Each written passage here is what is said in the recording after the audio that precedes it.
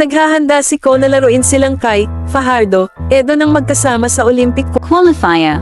Sinabi ni Ko na kakailanganin ng gilas ang laki sa mga laro laban sa Georgia, Latvia. Pagkatapos ng mga mariing tagumpay sa unang window ng FIBA Asia Cup 2025 qualifiers, inililipat ng Gilas Pilipinas ang focus nito sa FIBA Olympic Qualifying Tournament na lalaruin sa Hulyo. Sinabi ni Coach Tim Ko na nakatanggap na ang team ng mga imbitasyon para sa posibleng tune-up games sa Europe bago ang OQT mula 2 ng Hulyo hanggang 7 sa Latvia kung saan sinisimulan ng bansa ang paghahanap nito para sa isa sa 4 na natitirang Olympic berth.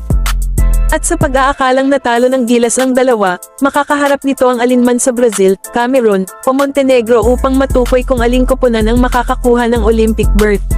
Pagdating namin sa European level na iyon, magkasamang maglalaro sina Junmar Fajardo at Kai A. Soto. Maglalaro sina AJ Edo